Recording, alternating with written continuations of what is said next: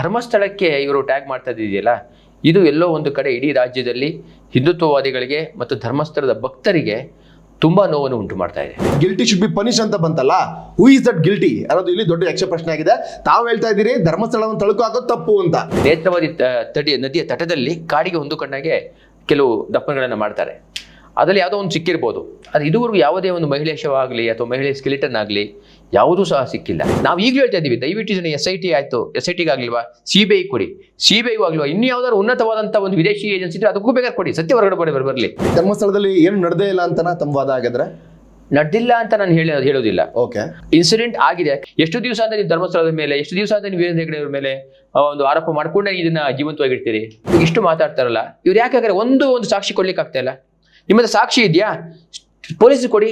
ಸಾಕ್ಷಿ ಇದೆಯಾ? ನೇರ ಜಡ್ಜ್ಮೆಂಟ್ ಮಾಡಿ ಕೊಡಿ. ಅದು ಇಲ್ವಾ?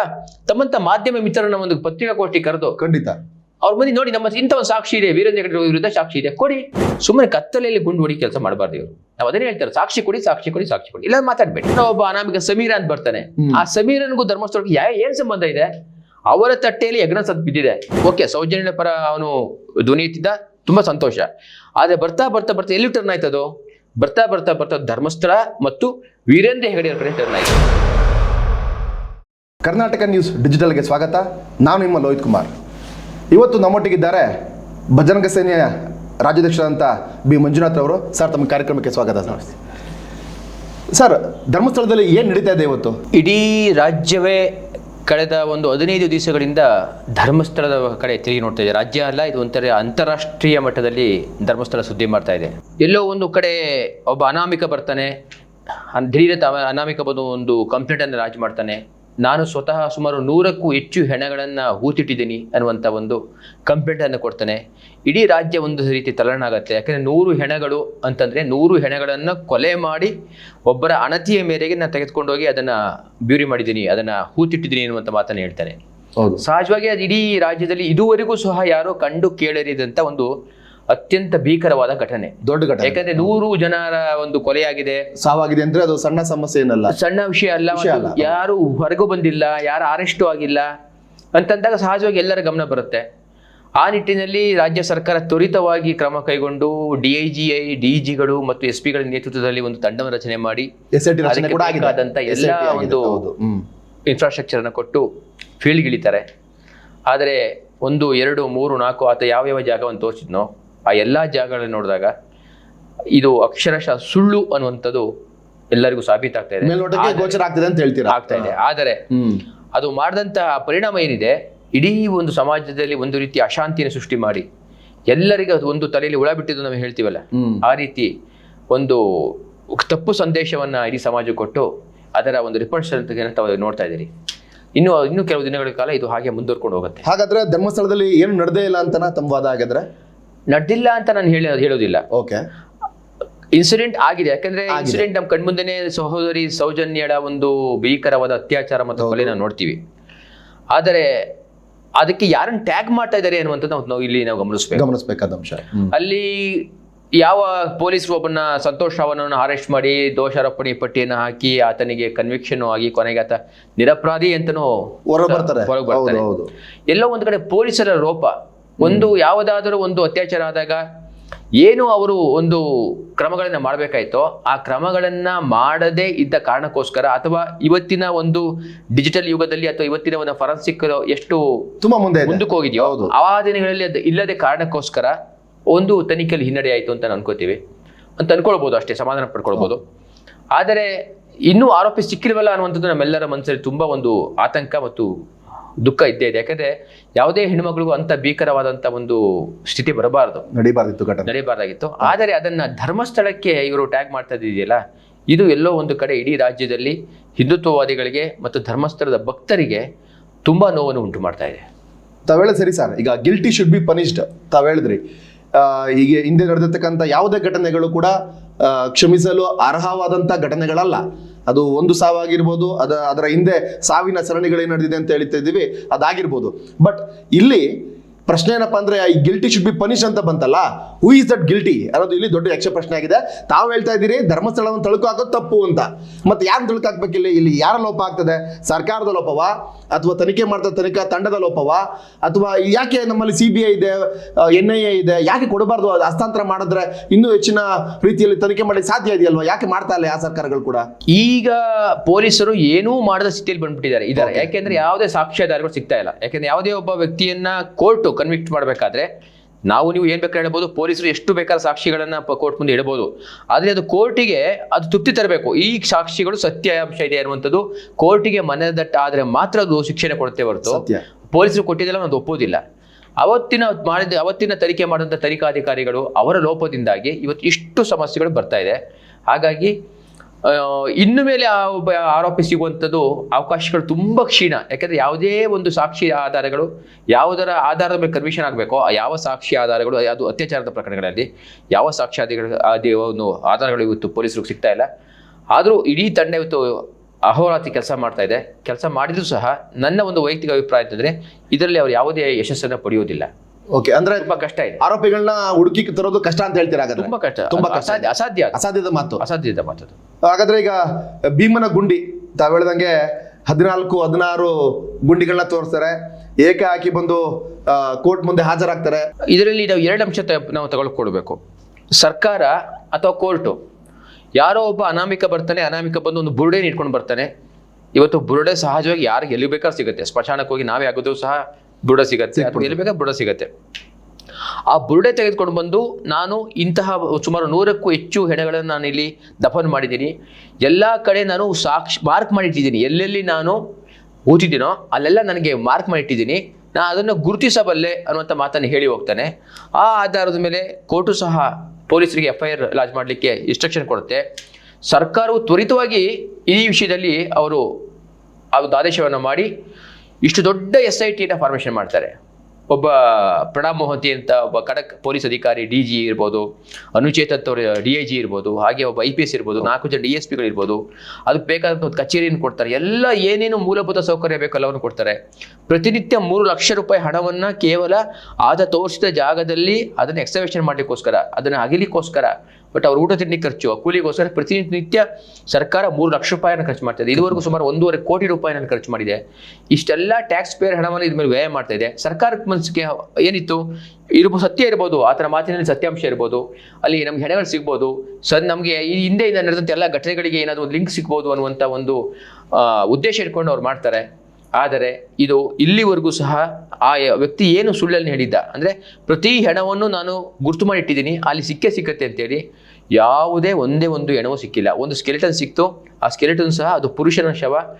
ಅಲ್ಲಿ ತುಂಬ ಕಡೆ ನಾನು ಧರ್ಮಸ್ಥಳದ ಕಡೆ ಪ್ರವಾಸ ತುಂಬ ಮಾಡ್ತಾ ಇರ್ತೀನಿ ಸಂಘಟನೆಯ ಒಂದು ಹಿನ್ನೆಲೆಯಲ್ಲಿ. ಕೆಲವರು ನದಿಯ ತಟದಲ್ಲಿ, ನೇತ್ರಾವತಿ ನದಿಯ ತಟದಲ್ಲಿ ಕಾಡಿಗೆ ಹೊಂದಿಕೊಂಡಾಗೆ ಕೆಲವು ದಫನಗಳನ್ನು ಮಾಡ್ತಾರೆ. ಅದರಲ್ಲಿ ಯಾವುದೋ ಒಂದು ಸಿಕ್ಕಿರ್ಬೋದು. ಅದು ಇದುವರೆಗೂ ಯಾವುದೇ ಒಂದು ಮಹಿಳೆಯ ಶವ ಆಗಲಿ ಅಥವಾ ಮಹಿಳೆಯ ಸ್ಕೆಲಿಟನ್ ಆಗಲಿ ಯಾವುದೂ ಸಹ ಸಿಕ್ಕಿಲ್ಲ. ಹಾಗಾಗಿ ಸರ್ಕಾರ ಅಥವಾ ಕೋರ್ಟು ಸರಿಯಾಗಿ ನಡ್ಕೊಂಡಿದೆ. ಏನೋ ಒಂದು ಅಂದ್ರೆ ಒಬ್ಬ ಅನಾಮಿಕ ದೂರು ಕೊಟ್ಟರು ಸಹ ಅದನ್ನು ಸೀರಿಯಸ್ ಆಗಿ ತಗೊಂಡು ಪರಿಗಣನೆ ಮಾಡಿ ಅದಕ್ಕೊಂದು ತನಿಖೆ ಮಾಡಲಿಕ್ಕೆ ಆ ಥರ ಆಗಿದ್ರೆ ವೀರೇಂದ್ರ ಹೆಗಡೆ ಅವ್ರದ್ದು ಏನಾದ್ರು ಒಂದು ಲೋಪದೋಷ ಇತ್ತು ಅಂದ್ರೆ ಅವರು ಇನ್ಫ್ಲೂಯೆನ್ಸ್ ಮಾಡ್ತಾ ಇದ್ರು, ಮಾಡ್ಬೋದಾಗಿತ್ತು, ಮಾಡುವ ಎಲ್ಲ ತಾಕತ್ತಿತ್ತು ಅವ್ರಿಗೆ.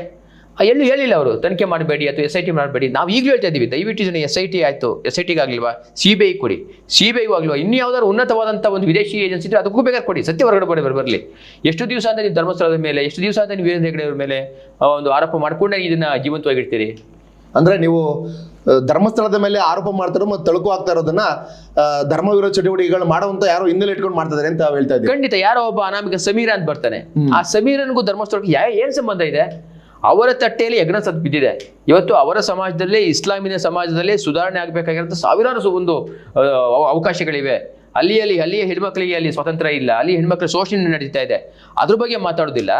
ಆದರೆ ಧರ್ಮಸ್ಥಳವನ್ನ ಆತ ಟಾರ್ಗೆಟ್ ಮಾಡಿಕೊಂಡು ಧರ್ಮಸ್ಥಳವನ್ನ ಓಕೆ ಸೌಜನ್ಯ ಪರ ಅವನು ಧ್ವನಿ ಎತ್ತಿದ್ದ, ತುಂಬ ಸಂತೋಷ.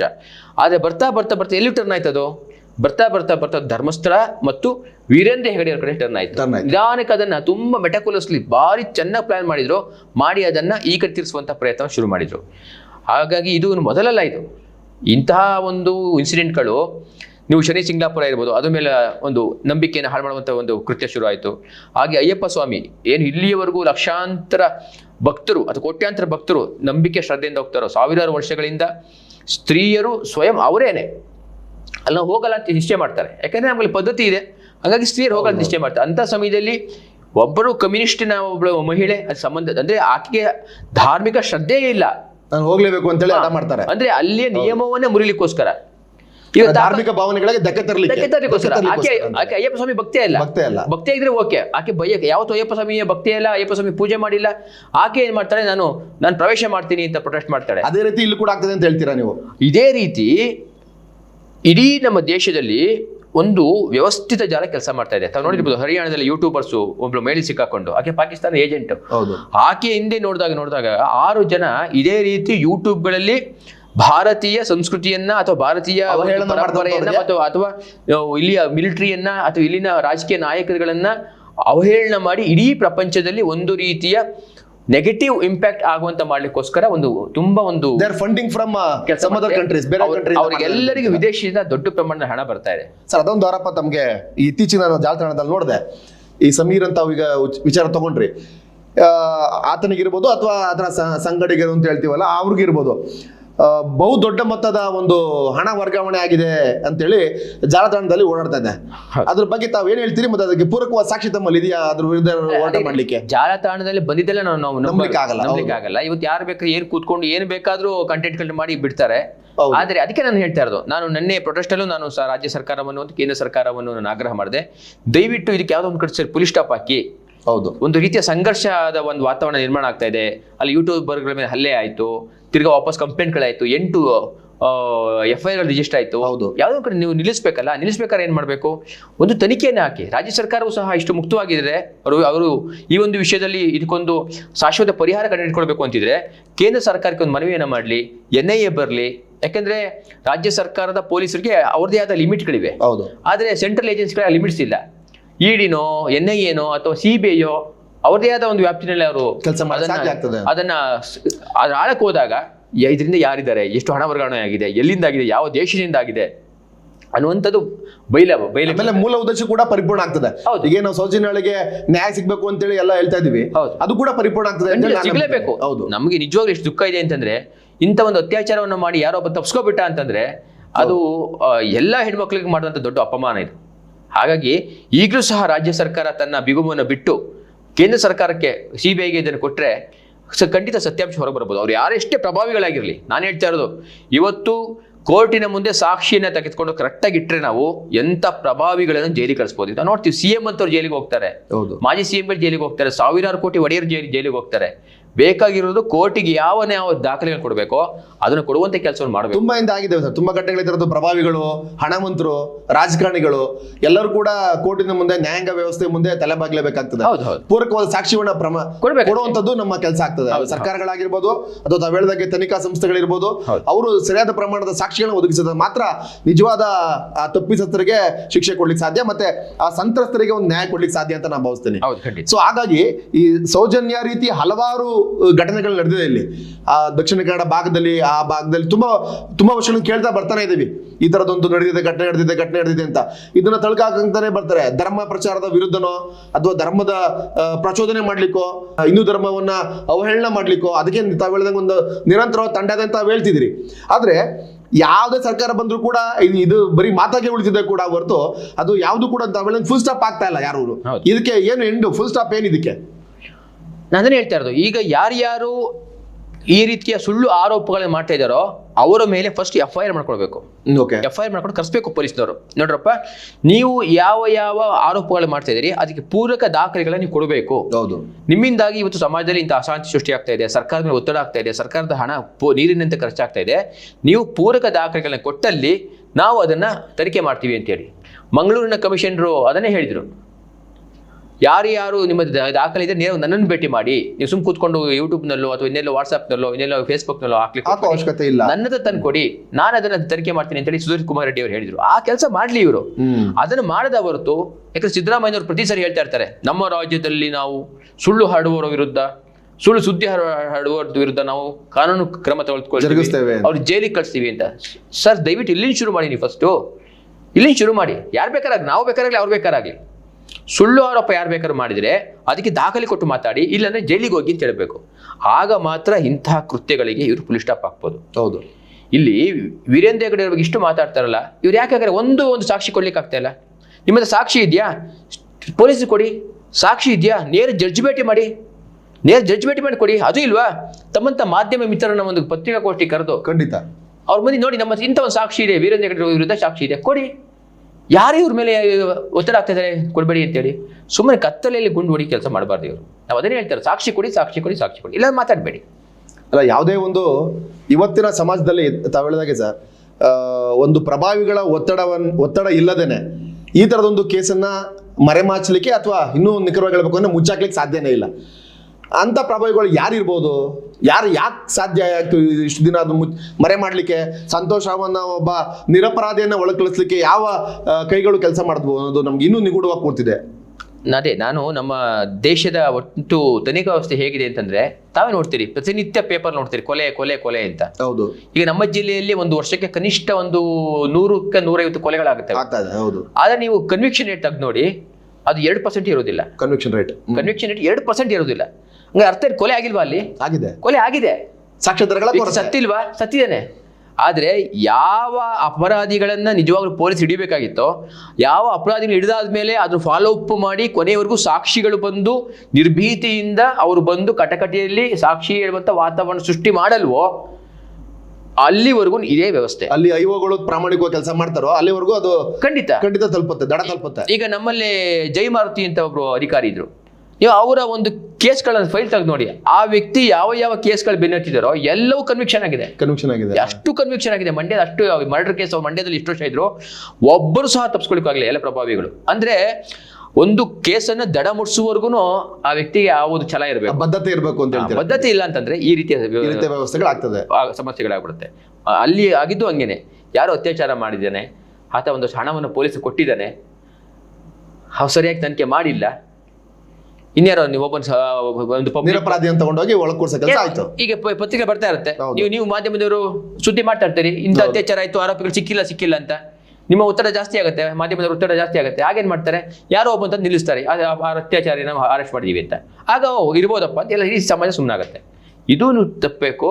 ನಿಜವಾದ ಆರೋಪಿಗಳನ್ನ ಇವರು ಅವತ್ತೇ ಹಿಡಿಬೇಕಾಗಿತ್ತು. ಅವತ್ತಿನ ಲೋಪ ಇವತ್ತು ಇಷ್ಟು ಸಮಸ್ಯೆಗಳಿಗೆ ಅವತ್ತಿನ ಅದಕ್ಕೆ ಎಲ್ಲ ಪಟ್ಟಿ ಮಾಡಿದಾರಂತೆ. ಯಾರ್ಯಾರ ಪೊಲೀಸ್ ಅಧಿಕಾರಿಗಳಿದ್ರು, ಯಾರ್ಯಾರು ಸರಿಯಾಗಿ ಅದು ಮೇಂಟೈನ್ ಮಾಡಿಲ್ಲ, ಯಾರ್ಯಾರು ಡೈರಿ ಸರಿಯಾಗಿ ಮೇಂಟೈನ್ ಮಾಡಿಲ್ಲ, ಯಾರ ಸಾಕ್ಷಿಗಳನ್ನ ಸರಿಯಾಗಿ ಅದನ್ನ ಪ್ರಿಸರ್ವ್ ಮಾಡಿ ಕೋರ್ಟಿಗೆ ಕೊಟ್ಟಿಲ್ಲ, ಎಲ್ಲ ಅಧಿಕಾರಿಗಳು ಪಟ್ಟಿ ಮಾಡಿದ್ದಾರೆ ಅಂತ ನಾನು ಸುದ್ದಿ ಕೇಳ್ಪಟ್ಟೆ. ದಯವಿಟ್ಟು ಆ ಥರ ಆಗಿದ್ರೆ, ಆತ ರಿಟೈರ್ಡ್ ಆಗಿ ಮಲ್ಲಿದ್ರು ಸಹ ಅಂಥ ಅಧಿಕಾರಿಗಳ ಮೇಲೆ ಕಠಿಣವಾದ ಕ್ರಮ ಜರುಗಿಸಬೇಕು ಅಂತ, ಜೈಲಿಗೆ ಹೋಗ್ಬೇಕು. ಆಗ ಉಳಿದಂತ ಎಲ್ಲ ಅಧಿಕಾರಿಗಳು ಪಾಠ ಆಗತ್ತೆ. ಇವತ್ತು ಸರ್ ನಾವು ದೃಶ್ಯ ಮಾಧ್ಯಮದಲ್ಲಿ ನಾವು ನೋಡ್ತಾ ಬಂದಿದ್ದೇವೆ.